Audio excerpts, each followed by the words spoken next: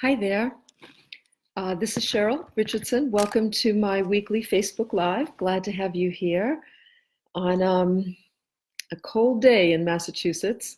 I know I always start with the weather because I don't know, there's something about starting with weather, sharing what the weather is like here, I guess feels like it kind of grounds the place, grounds me in terms of where I am, and connects us in some way because that's one thing we all share is the weather and the beautiful moon, the full moon that's been rising and looking gorgeous. And we certainly can all relate to how we're influenced by the weather in our lives every single day, right? Today was a beautiful, beautiful sunny day, and we're going to get snow later on tonight.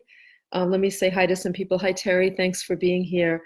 And Teresa, welcome to you, and Marianne, and Mary Carmen, pretty name, Mary Carmen, and Julie from upstate New York. I wonder if you're going to get snow, Julie. And hi, Janice and Beverly and Heather. Welcome. I'm glad that you're here. I was going to say hi, Heather from Britain, but I see that's just your last name, Heather Britton.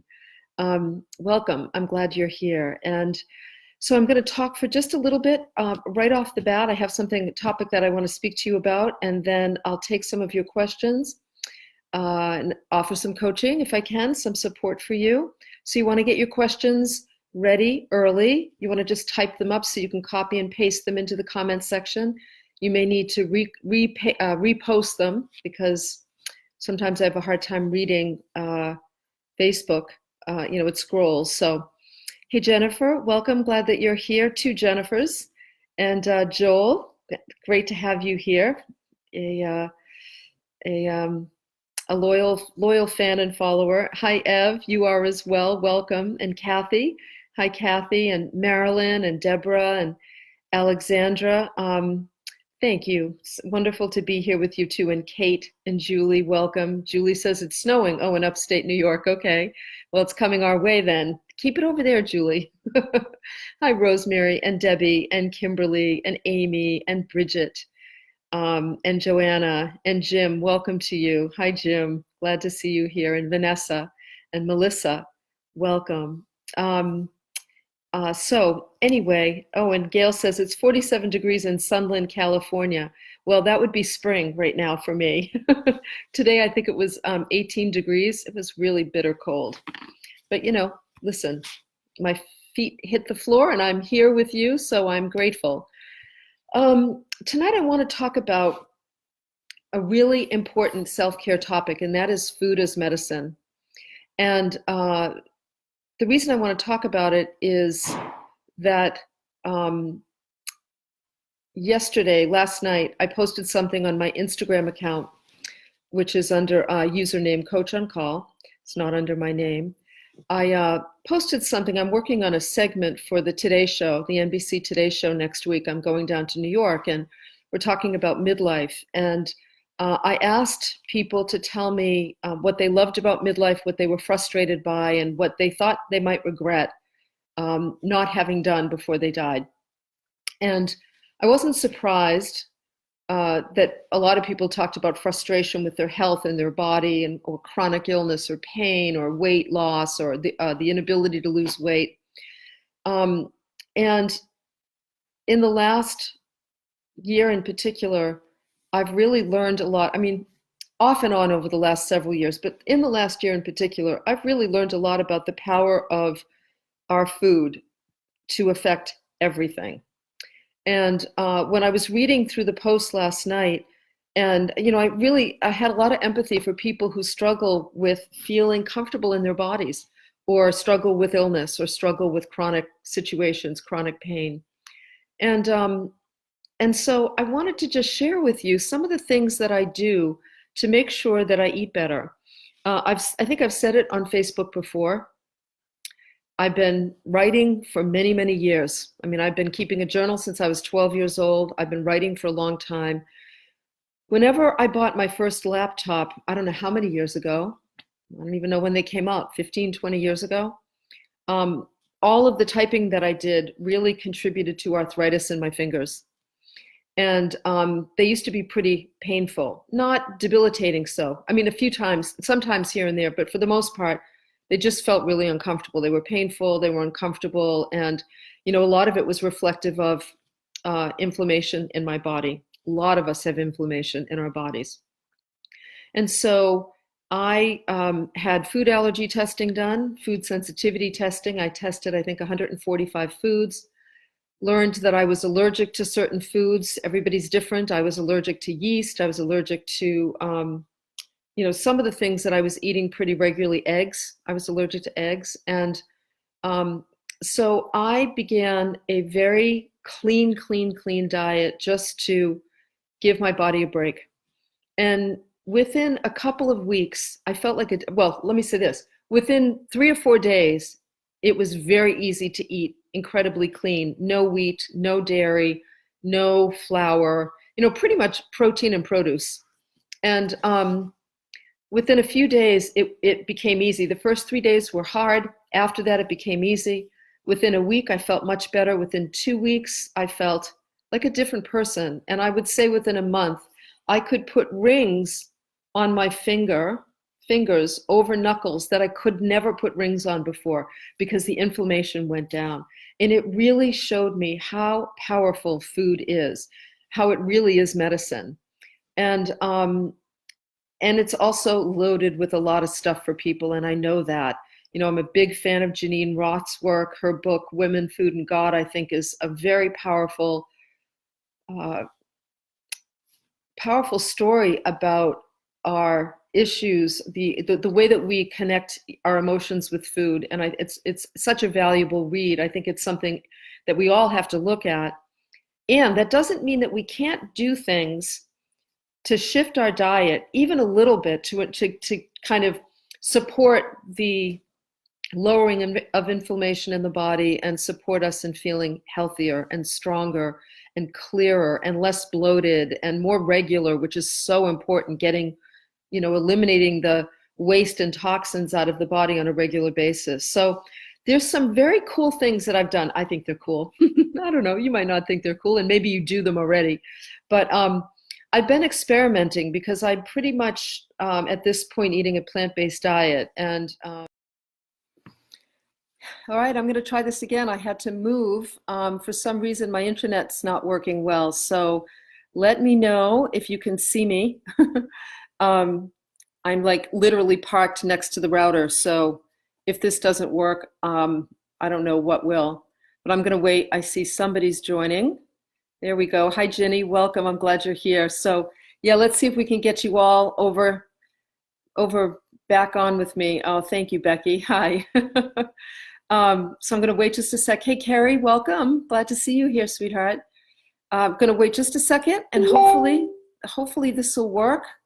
Looks like it's working again. That's strange. I don't know. There may be something going on with the internet connection in our neck of the woods. So I'm literally sitting on the floor next to the router. And I had some notes, but I think I'll remember what I wanted to say. So yeah, hopefully I see you're all back here. Sorry about that, everybody. It's such a drag, right? Okay, so I was talking about food as medicine. And I wanted to just share with you some of the things I've been experimenting a lot with, easy ways to eat healthy. And I thought I would share some of what I've done with you in case you might want to try it. As I was saying before, we don't have to go from 0 to 60. It's not like you have to radically change your diet overnight. But even if you do things like add more green into your diet or take one thing out, sugar is a big inflammatory food. It's not even a food. I mean, it's a big inflammatory, whatever you want to call it. It's just sugar is not really that good for you. And so, if you can just begin to even reduce the amount of sugar that you're eating or reduce the amount of meat that you're eating, you can go online and find a whole list of foods that are inflammatory, and it just makes such a big difference. And the more you give your sweet body really good food, the less it's going to crave the stuff that isn't as good for it. So here's some things I've been doing. I'm doing it right now. I did it just before I went online. I roast vegetables. So I take a big glass pan and I chop up Brussels sprouts and sweet potatoes and carrots. And today I threw in some turnip, and sometimes I'll put in cauliflower, sometimes broccoli. And I just take a whole pan, I put some coconut oil in it, and I put thyme and rosemary and salt and pepper, and I stick it in the oven for, maybe 30 to 45 minutes, depending on how much I want it cooked. And so first of all, it's just a great meal. So I create have the roasted vegetables, eat some when it's finished being, when it's all cooked. Then I put it in the fridge. And believe it or not, sometimes what I'll do is the next day I might take the roasted vegetables, put them in a food processor, grind them up into almost like a porridge, if you will. And sometimes I'll mix that porridge with a little bit of coconut milk, a little bit of vegetable broth. I'll throw in some spinach. I'll put some spinach in the food processor, put it in a pan, and now it's sort of like a roasted vegetable soup. You can also put it in a Vitamix or some kind of a strong blender to just get it really, blended up. You can save some of the chunky parts if you want some chunkiness in the soup, but you can use the roasted vegetables for that, which I think is terrific, and it tastes really good. You might not use coconut milk. You might just use some kind of vegetable broth, or you could even mix with the roasted vegetables and vegetable broth. You could put in some almond butter and mix that up as well. You'd be amazed at how delicious it is. And then I always look to put raw spinach in whatever it is I have, because it doesn't have that strong a flavor, and it's a great way of getting greens. So roasting vegetables, quick and easy, and you throw it in the oven, and then you've got lots of great veggies afterwards. The other thing I do that I just love is I take spinach, arugula, baby kale. I put all of that in a food processor. I stuff it in, and then I process it, and I make myself a chopped salad. Takes like 5 minutes. Raw. I mix greens, whatever you have for greens, that'll go together decently. Put it in the food processor, take it out, put it in a bowl, and then I just drizzle flax oil on it. Or sometimes in a little cup, I'll put flax oil, honey, salt and pepper, and lemon juice. Mix it up. It's delicious. Pour it over the greens, and you've got a great salad. I don't know. There's something about having the chopped greens that I like it so much better than, when they're bigger leafy pieces. It tastes better. Sometimes I'll even put walnuts in the food processor, chop them all up and put them in the salad. I'll also put the walnuts in the roasted vegetables that I mentioned. The food processor is becoming my new best friend. The other thing I do is sometimes I'll take pistachio nuts and chop those up, or leave them whole and put them in the salad.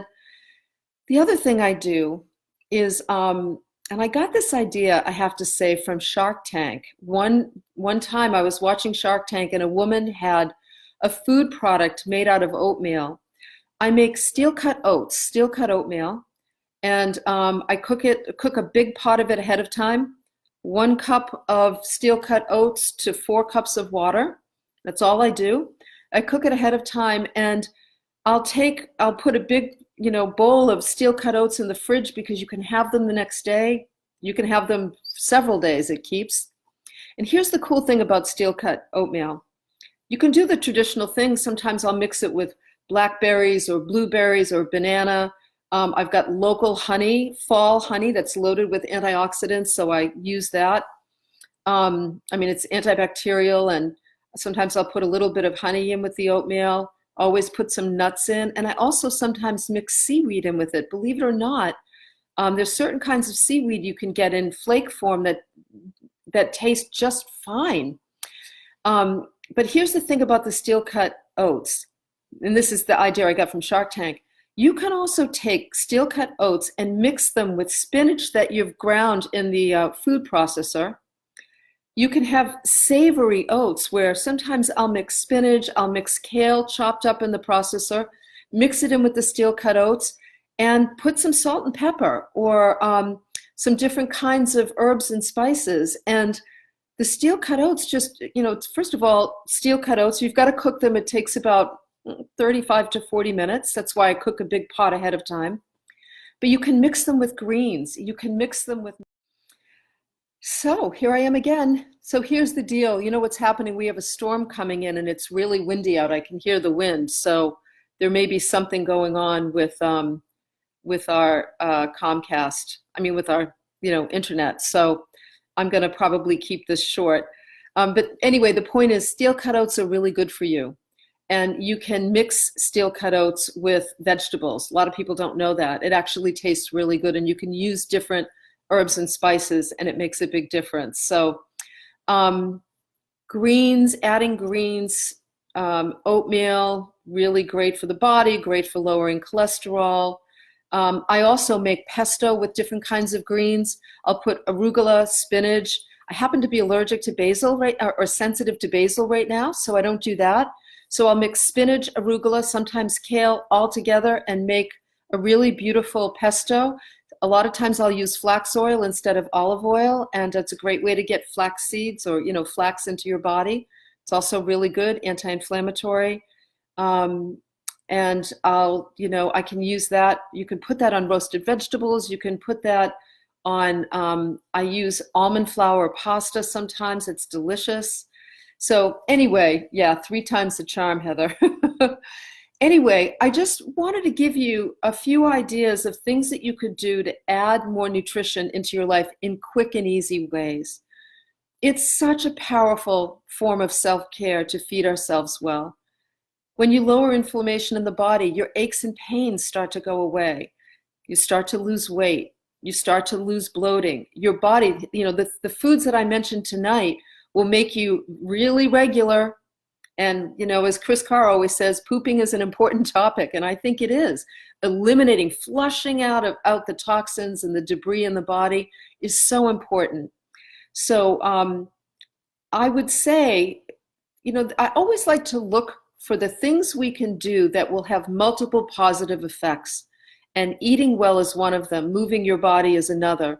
Resting, getting good sleep. Those 3 things are they will make your mood, they'll elevate your mood. They'll make you feel confident and strong. They'll give you more energy. I mean, it's just a really, really powerful way of taking good care of yourself. And that's, that's what we're all about here. We're all about taking care of ourselves. I love this background. My plant, by the way, this is a lemon-scented geranium that I keep on my deck. And then I bring it in the winter and I get to smell lemon.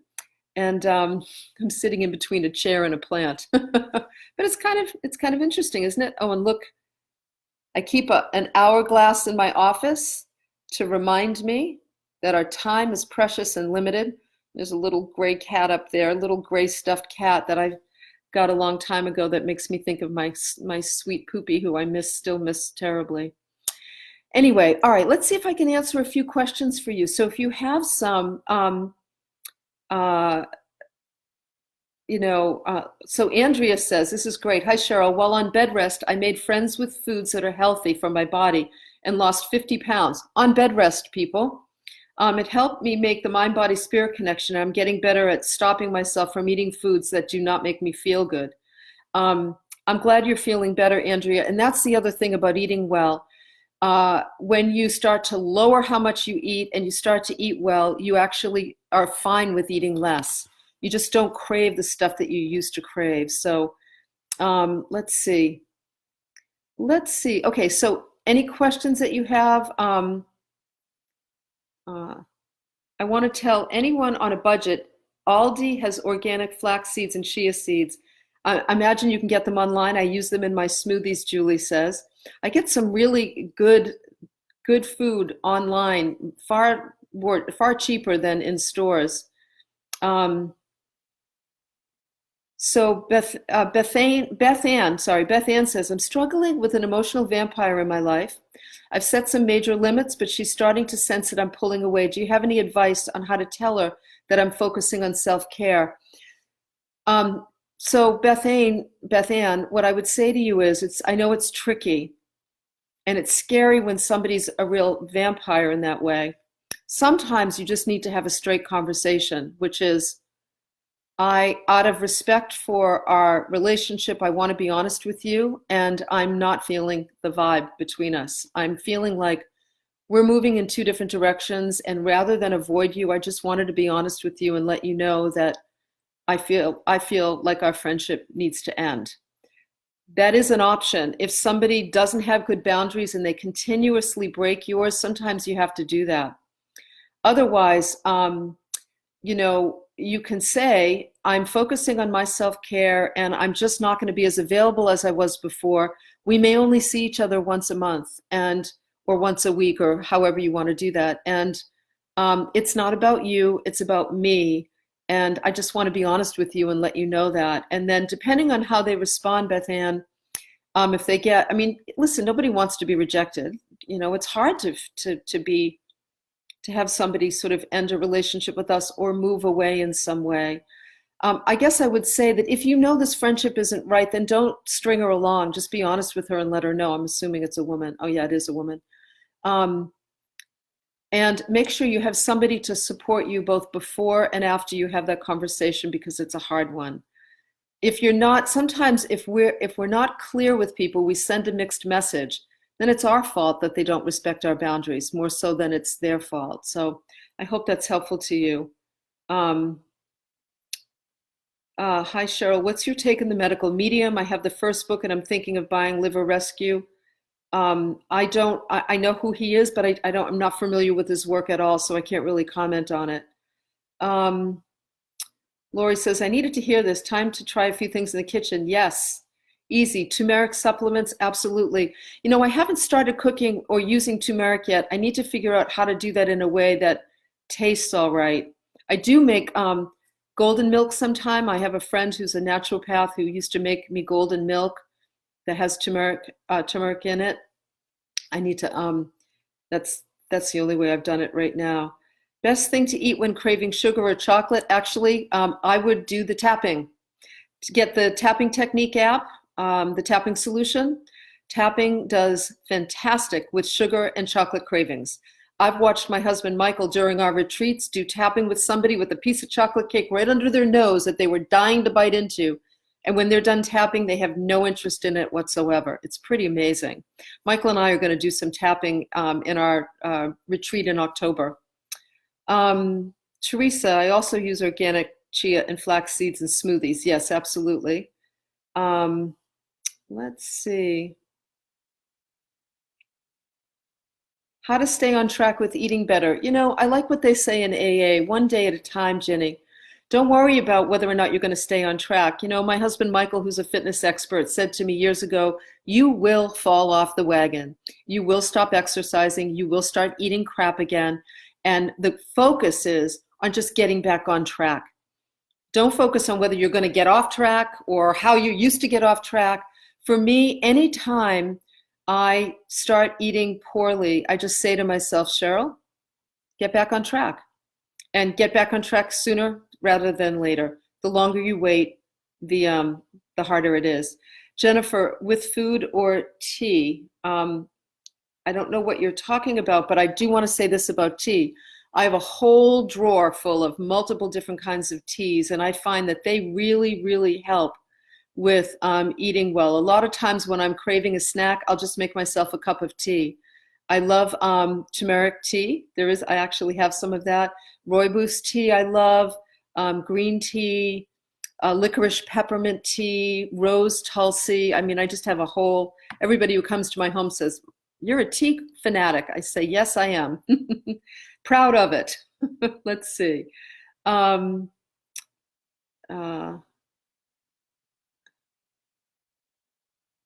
let's see here. Thanks, Teresa. I'm just looking through Hi, Valerie. Hola from Mexico. Buenos dias. Buenos noches. Yeah, I love Kris Carr, and I use her books in terms of cooking. She's got some of the best recipe books. I'd really encourage you all to pick up some of her books. So let's see. I'm gonna finish up pretty quickly here. Yeah, Jennifer says, I feel the cold coming on. Anything I can do to nip it in the bud. I always do. Lots of vitamin C. I learned this from Chris Northrup. I'll do 4 or 5,000 milligrams of vitamin C 3 or 4 times a day, 2 or 3 times a day, really. Elderberry, oregano oil, really, really powerful, powerful supplement.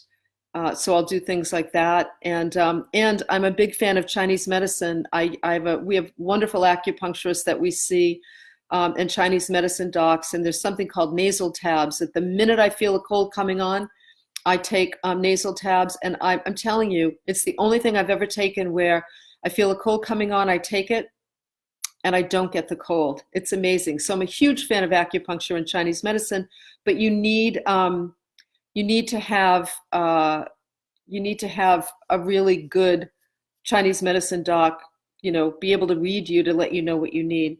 Lori says, do you drink wine or any other alcoholic beverage? Sometimes. When I went through the allergy testing and I eliminated a bunch of foods, I eliminated wine. I primarily drank wine. I eliminated that, and I lost my desire for it. So every now and then I'll have a glass of wine. I might have a martini when we go out. I like one martini, and but I find that after doing the sort of cleanse thing that I did, I don't have as much interest in alcohol. That could change. You never know. But I'm surprised at how my taste buds changed. And I used to love different kinds of wine, and it's just not a thing for me. It might change, but not right now. So, hey, Becky, thank you so much for a turmeric link, a recipe. I really appreciate that. Thank you. That's great. Okay. So Melissa says, how do you deal with feelings of rejection? I hate being rejected, don't you? It just sucks. Somebody said to me a long time ago, every rejection is God's protection.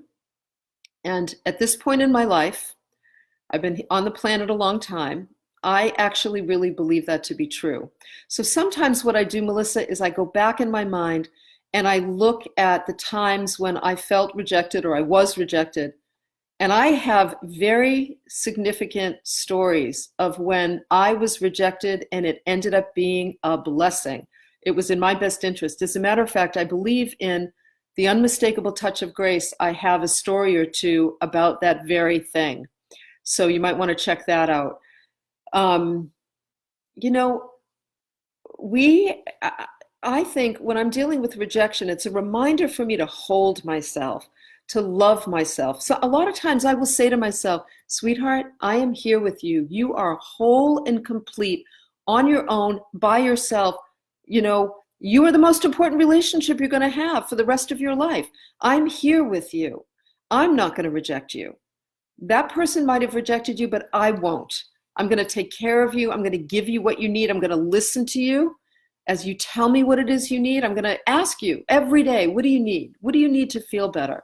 And I find, Melissa, that as I do that, the angst of rejection goes away pretty quickly. The period of time when I get rejected and then feel uncomfortable gets shorter and shorter and shorter. So I would really encourage you to talk to yourself.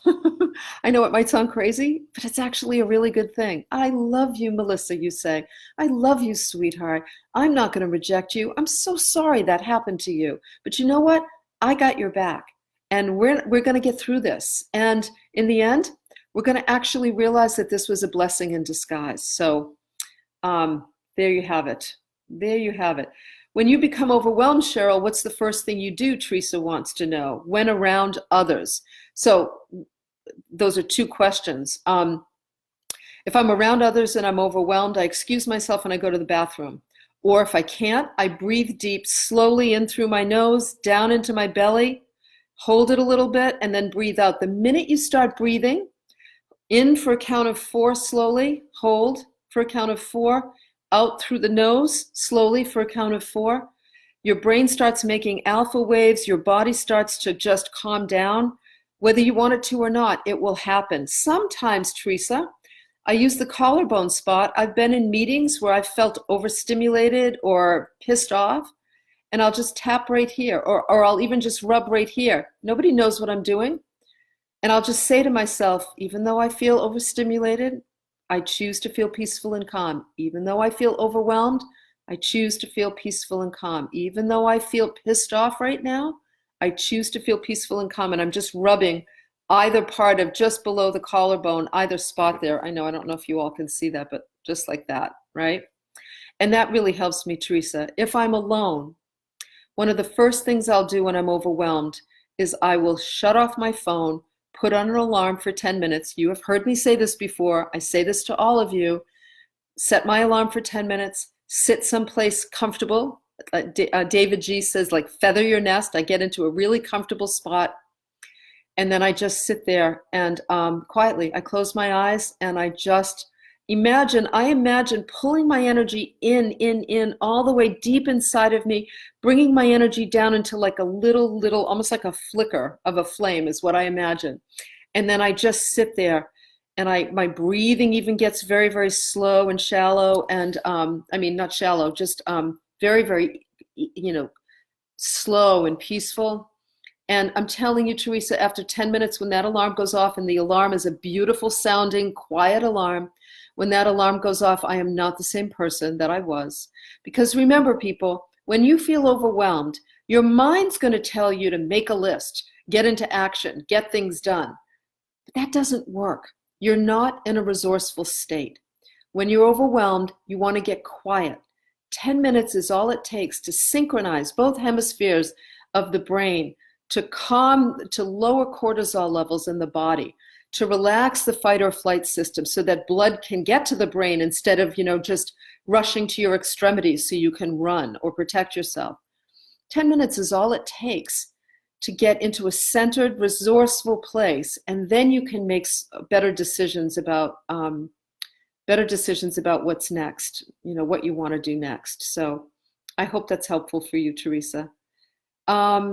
Let's see. Oh yeah, avocado. Heather, thank you. I put avocado in smoothies. I love them. Frozen banana. Always have frozen bananas in the freezer. Loaded up with spinach, almond milk. I make myself. Almonds in the fridge, soaked overnight. As long as they soak for 4 hours, they're okay. And then blend them, strain them through cheesecloth or through a nut bag, and I make my own almond milk. That goes in the smoothie.